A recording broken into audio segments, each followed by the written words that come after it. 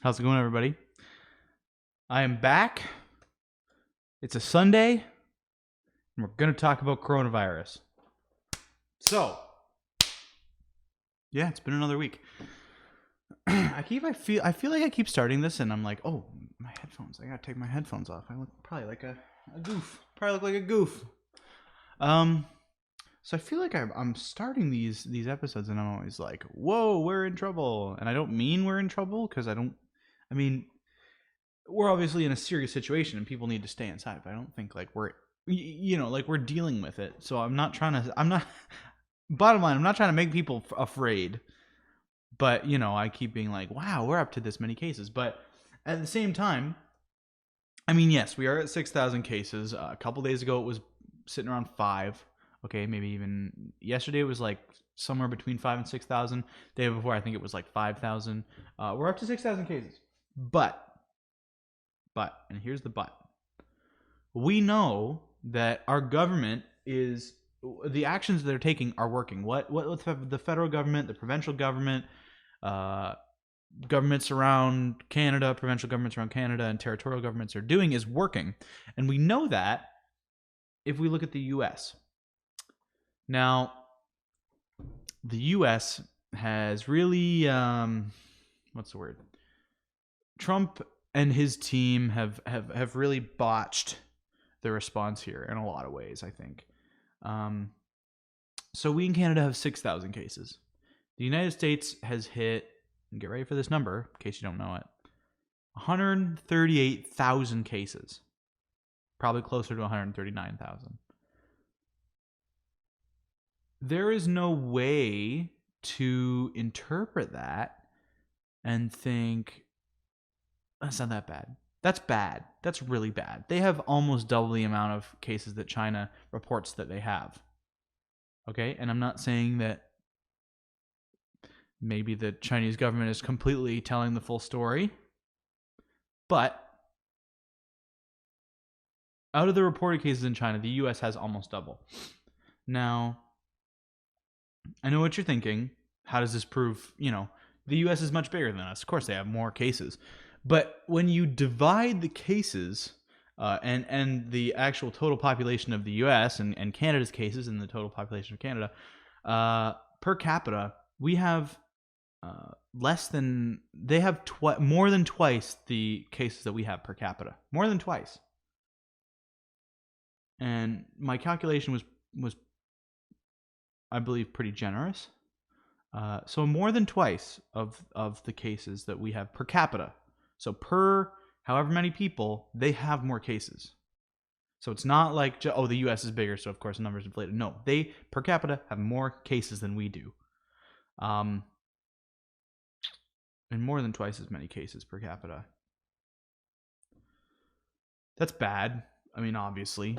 Thanks, Captain Obvious. It's bad. That's really bad. But it shows that our government and what they're doing is working. And the social distancing that we're practicing, I mean, I believe it's already paying off. Like, we're not seeing the crazy rise that we would see. It's already paying off. But I think in the weeks to come, as we watch the cases in the U.S. just skyrocket, I think we're going to realize that the social distancing really is working. Like, what we're doing, our response, our government's response, our provincial and federal government's response is really working. I think we made a lot of the right moves. Now, no government is perfect. I don't think at all that the federal government is perfect. In fact, there was one part of a bill, we'll talk about it later, that I thought was not appropriate. But their response, generally, what they've done concretely and what they've said concretely has worked. It has. It's working right now. We're not in a situation like Italy. We're not nearly in a situation like the United States or China. And that's because our government has done a good job and has really made sure that we are social distancing ourselves. Social distancing is making a huge difference, a massive difference. What we're doing here, I think, is good. Let's talk about the U.S. Let's talk about the federal government of the United States. Now, I'm not going to speak to what each state is doing, because there's 50, all right? A lot of them, I don't know if it's half or it's more than half or less than half, but around half have implemented some, like, stay home, don't leave your house, stay home, please, but it's not a lot. Like, the other day I was watching the news and they were like, oh, almost half the states have implemented. I'm like, almost? What do you mean almost? There's no almost here. Like, it should be 50. The federal government should be stepping in. Anyway, I digress. So the federal government really, I think, has been a disaster in a lot of ways, of kind of a failure. So Trump specifically, we got to talk about Trump. I know everyone's like, oh, here we go, talking about Trump. Look, this is a bad fail. Like, a bad fail. Like, really, he screwed this up enormously. He hasn't really been a leader. And I know that you're like, oh, yeah, Trump's not being a leader. Of course, he's a racist I know, obviously, and he's horrible for those things. But no leadership from him at all. None. It's been terrible. He doesn't know what's going on. He is clueless about this. He said when the United States had 11 cases that the number would quickly go down. That number, 11, would quickly go down and disappear. Now, I don't know about you, but in the younger grades, when I was taught math, even when I didn't even know how to count to 138,000, like I just didn't have the skills. If you said to me, what's bigger, 11 or 138,000? I would have said, yeah, probably 138,000. Yeah. They didn't go away. He said they were going to go away.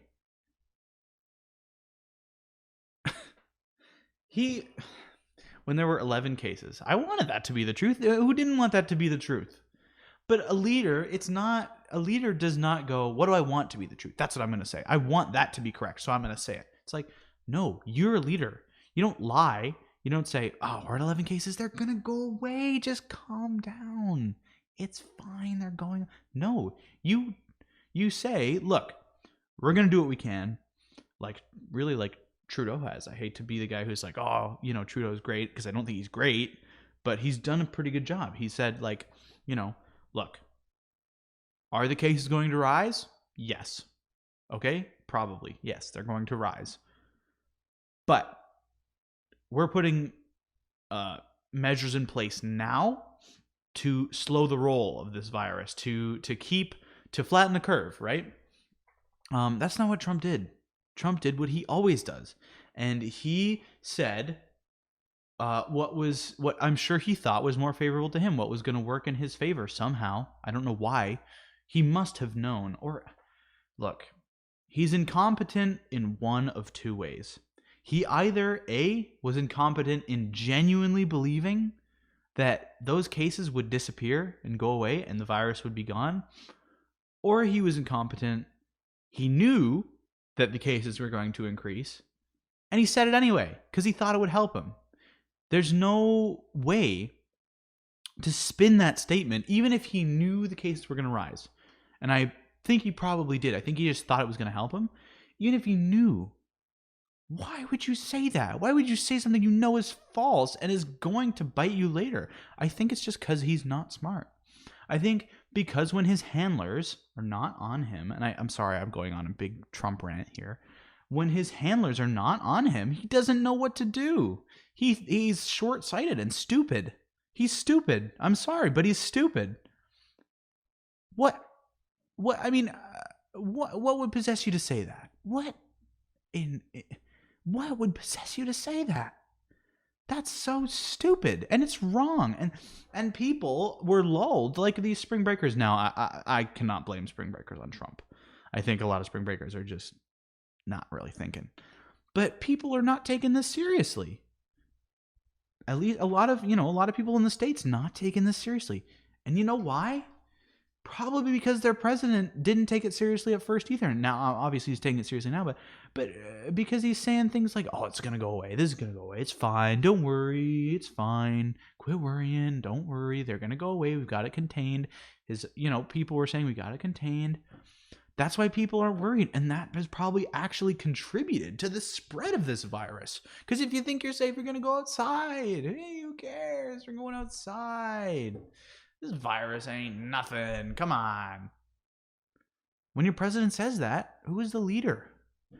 Who's the leader, dude? It's the president, the prime minister, right? What they say, even if you don't agree with them, sometimes will guide you. Now, I don't know how he thought saying that would be a good idea, even if he knew it was wrong, and I think he did. Why would he say it? Maybe he didn't know it was wrong. Maybe he's just not smart. I don't know. Anyway, I'll quit with the anti-Trump rant because I know people get sick of that. But I had to say it. I mean, come on. That's some serious, stoop thing to say. Anyway, let's continue. So the Senate, it's not just Trump. The Senate sort of haggled over this relief bill that they finally passed, I think 3 days ago. So that would have been, what's today? Sunday? Yeah, of course today's Sunday. It's collective record. Would have been Thursday or Friday. I think they passed this. And they haggled over it for a long time. Democrats and Republicans in the Senate, for a long time. Took them a while to hammer out this bill, few days. And those were a few days that I think Americans didn't have. Now, look, the Senate is Republican controlled. And, that sort of leaves Democrats in an awkward position. So I think honestly, Democrats are a little less to blame here because, the Republicans have Senate control here. So if the Democrats are trying to pass, they're trying to get workers' protection in there, it's harder for them. If the Democrats had control of the House, they would have done right away. I really think they would have put the bill together quickly, had it signed quickly, it'd be gone. But, because there were, the Republicans were in charge, I think Democrats really had to fight for some of that. I mean, they had, hundreds of billions of dollars for EI, I think $250 billion. But it took them a long time, probably because the Republicans were in charge and sort of resisted that, but realized that they were like, well, we can't leave them behind completely or we'll lose our job. We'll get voted out of here. So I think that was involved. So it's not just Trump. I'm not, you got to be honest here. Not just Trump is wrong. It's not, Trump is not the only person who's made a mistake. Right, like the Senate has made a mistake. I think mostly Republicans, but Democrats have made some mistakes every once in a while in this ongoing crisis with the relief package and stuff. So nobody is guilt free really, but I want to talk about that because it's been a disaster in the States, and I'm sorry for any American viewers watching. It's really been a disaster. Yeah. Sorry. It's a very Canadian way of talking about that. Sorry, it sucks. Yeah. So I want to get back to somebody's moving something upstairs. Wow. I want to get back to the what was I gonna say? I lost my train of thought. I want to get back to the to Trudeau and one of their proposals because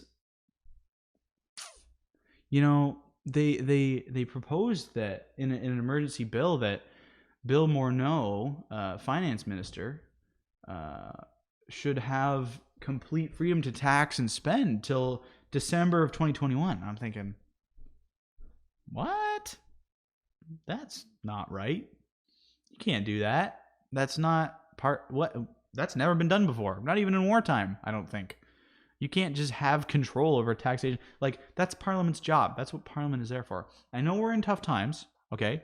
I know that we don't necessarily want full Parliament meeting all the time, but that doesn't mean, I could see maybe for the next 2 or 3 months if they propose that. Okay, I understand, but full reign to tax and spend at whatever levels you desire as a finance minister for, the better part of this year and next year. That's nuts. You can't have. Why would you need that power? That was suspicious to me. I actually recoiled. I was like, why would you need that? Who would need that? Why? Why can't Parliament approve things? Like, if you're doing reasonable, like if there are reasonable measures here, Parliament probably, I mean, the Conservatives and the Greens and the NDP have all sort of been like, yeah, no, we'll sort of follow in line here for a while to help with this spending, because it's going to be tough. And they're all pretty reasonable about it. So I don't see that need. I don't know why. I think it's a little power grabby. I don't like it.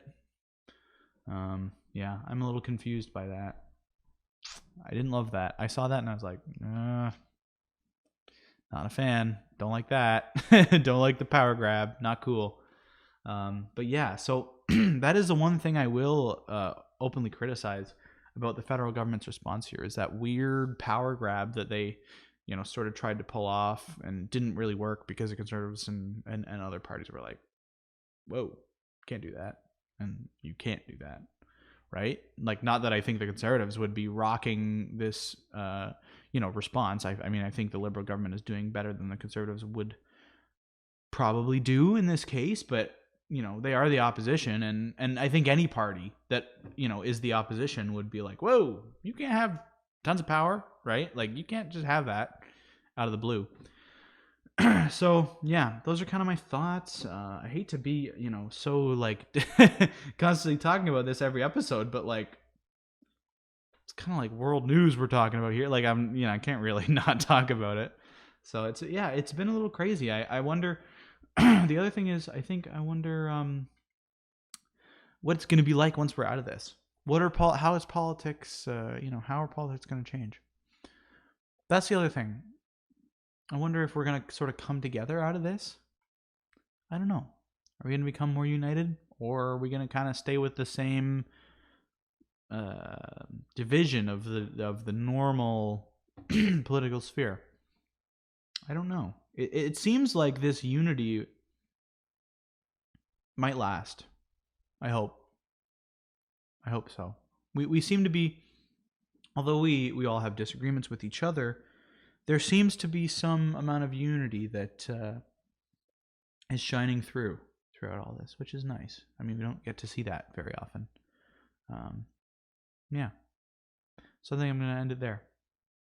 Hopefully we can get back to the normal collective record with Oliver and Emma pretty soon. I would like that. But obviously we're not going to violate rules of, like, we're not gonna not quarantine, of course. So yeah, I think I'm gonna end it there. I hope everyone has a great week. I know online classes will be starting for a lot of Ontario high schools soon, so good luck to everyone in this new endeavor. And thank you so much for watching. Subscribe to the YouTube channel if you can.